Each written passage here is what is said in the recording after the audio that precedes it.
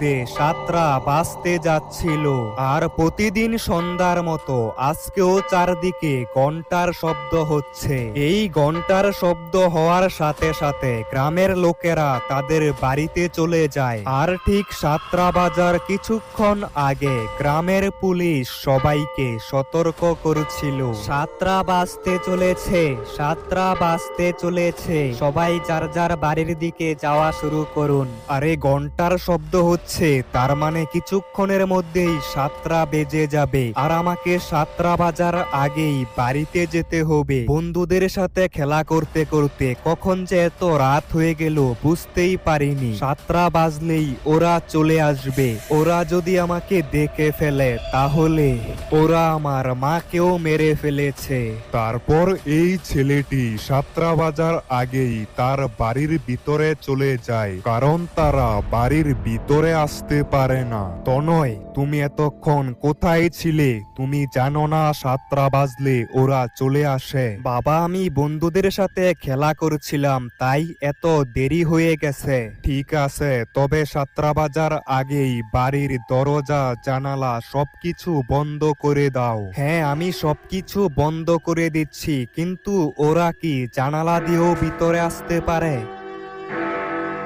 আরে 7টা বেজে গেছে, ওরা আসার আগে তাড়াতাড়ি সবকিছু বন্ধ করো। তারপর রাহুলের কথা মতো তার ছেলে দরজা বন্ধ করে দেয়, কিন্তু সে যখনই জানালা বন্ধ করতে যায় তখন এরকম কিছু একটা দেখে। তনয় বাবা, এই দেখো আমি এসে পড়েছি, তাড়াতাড়ি দরজা খোলো, 7টা তো বেজে গেছে। আরে মা, তুমি? কিন্তু তুমি তো মরে গিয়েছিলে। না তো, দেখো আমাকে, আমি তো বেঁচে আছি। তবে তাড়াতাড়ি দরজা খোলো, না হলে ওরা চলে আসবে, 7টা বেজে গেছে। হ্যাঁ মা, আমি এখনই দরজা খুলছি, তুমি তাড়াতাড়ি ভিতরে চলে আসো। তারপর তনয় দরজা খুলে দেয়, কিন্তু দরজার বাইরে কেউ ছিল না। মা, তুমি কোথায়? তনয়, তুমি এটা কি করছো? 7টা বাজার পর তুমি দরজা কেন খুললে? তারপর কিছু একটা হয় আর চারদিকের সবকিছুই অন্ধকার হয়ে যায়। তনয় বাবা, তুমি কোথায়? এই দেখো আমি চলে এসেছি, মার সাথে দেখা করবে না? কোথায় চলে গেলে তুমি? তনয় সেখানে ছিলই না, রাহুল তাকে নিয়ে পাশের রুমের মধ্যে চলে গেছে। বাবা, আমি মার সাথে কথা বলবো, তুমি তো বলেছিলে মা মরে গেছে। চুপ, একদম কথা বলবে না, এটা তোমার মা না। তনয় বাবা, আমি জানি তুমি এটার ভিতরে আছো, দরজা খোলো, মার সাথে কথা বলবে না? রাহুল, ও রাহুল, দেখা করতে দাও না ওর সাথে, আর কত মিথ্যে কথা বলবে, আমি তো এখনো বেঁচে আছি। বাবা, আমি মার সাথে দেখা করব। তোমার যদি সত্যি মনে হয় এটা তোমার মা, তাহলে কালকে সকালে দেখা করবে। এখন চুপচাপ ঘুমিয়ে পড়ো। কিন্তু বাবা, মার সাথে এখন দেখা করলে কি হবে? তোমাকে বলেছি না চুপ করে থাকতে?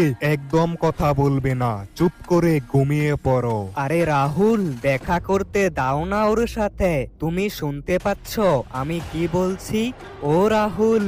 কিন্তু তনয় তার বাবার কথা মতো চুপ করে বসেছিল, আর কিছুক্ষণের মধ্যে সে ঘুমিয়ে পড়ে। কিন্তু ঠিক সেই সময় অন্যদিকে স্যার স্যার, প্লিজ আমাদের সাহায্য করুন, আমাদের গাড়িটার অ্যাক্সিডেন্ট হয়েছে, আর আমার ছোট ভাই সেই গাড়িটার মধ্যে আটকা পড়েছে। আরে তুমি এটা কি বলছো? তাহলে তো আমাদেরকে এক্ষুনি যেতে হবে। কিন্তু স্যার, এখন কি পুলিশ স্টেশনের বাইরে যাওয়া ঠিক হবে?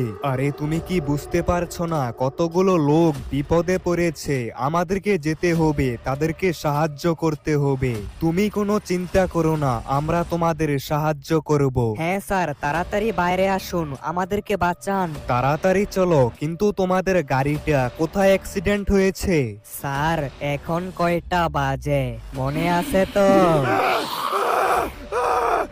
তো এই পুলিশ অফিসারগুলো যখনই পুলিশ স্টেশনের বাইরে আসে, এই ভয়ানক বাচ্চাটা তাদের উপর ঝাঁপিয়ে পড়ে, আর এই পুলিশ অফিসারদেরকে এরা খুবই খারাপভাবে মেরে ফেলে।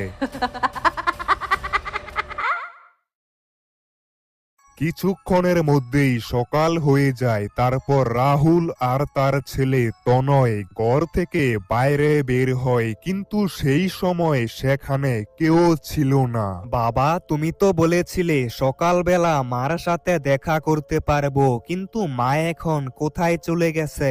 মার সাথে দেখা করবে? তাহলে চলো আমার সাথে। কিন্তু বাবা, আমরা কোথায় যাচ্ছি আর মার সাথেই কিভাবে দেখা করব? কালকে রাতে মা তো আমাদের বাড়িতেই এসেছিল। সেটা তোমার মা ছিল না। কিন্তু বাবা, ও তো একদম মায়ের মতোই কথা বলছিল। তুমি শুধু আমার সঙ্গে আসো, আজকে তুমি সব কিছুই জানতে পারবে। তনয়, তুমি কি এখানে কিছু দেখতে পাচ্ছ? এখানে তো সেরকম কিছুই নেই, শুধু একটা পুরনো বাস পড়ে আছে। বাবা, এটাই সেই জায়গা, এখানেই তোমার মাকে ওরা মেরে ফেলেছিল। কি? কিন্তু কিভাবে? শোনো তাহলে, ওই দিন আমাদের বাড়িতে আসতে অনেক দেরি হয়েছিল। সেই সময় সকালের 4টা বেজে গিয়েছিল, কিন্তু সূর্য উঠতে এখনো কিছুক্ষণ বাকি ছিল, যার কারণে গ্রামের সবগুলো বাড়ির দরজা জানালা বন্ধ করা ছিল। আর আমাদের বাড়িটাও সেই জায়গা থেকে অনেক দূরে ছিল, তাই আমাদের জঙ্গলে লুকিয়ে থাকা ছাড়া আর কোনো উপায় ছিল না। তারপর আমি আর তোমার মা একটা জোপের মধ্যে লুকিয়ে পড়ি, কিন্তু তখন হঠাৎ করে তোমার মা আমাকে বলে, রাহুল, ওরা আমাদেরকে দেখে ফেলেছে, আমাদেরকে অন্য কোথাও গিয়ে লুকিয়ে পড়তে হবে। কিন্তু এখন আমরা কোথায় লুকাবো? আশেপাশে কি কোনো লুকানোর জায়গা দেখতে পাচ্ছ? আশেপাশে তো সেরকম কিছু দেখতে পাচ্ছি না, তবে একটু দূরে একটা পুরনো বাস পড়ে আছে।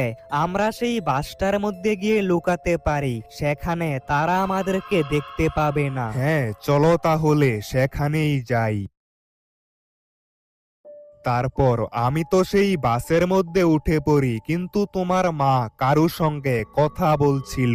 আন্টি আন্টি, আমি এই গ্রামের মধ্যে হারিয়ে গিয়েছি, আমার বাড়ি এখান থেকে অনেক দূরে, কিন্তু তুমি এখানে কিভাবে এলে আর তোমার মা বাবা কোথায়? আন্টি, আমাকে সাহায্য করো, ওরা চলে আসলে আমাকে মেরে ফেলবে। তুমি ভয় পেও না, আমরা এই বাসের মধ্যে লুকিয়ে পড়বো, এখানে তারা আমাদেরকে দেখতে পাবে না। সত্যি আন্টি? কিন্তু আমি তো তোমাকে দেখতে পেয়ে গেছি।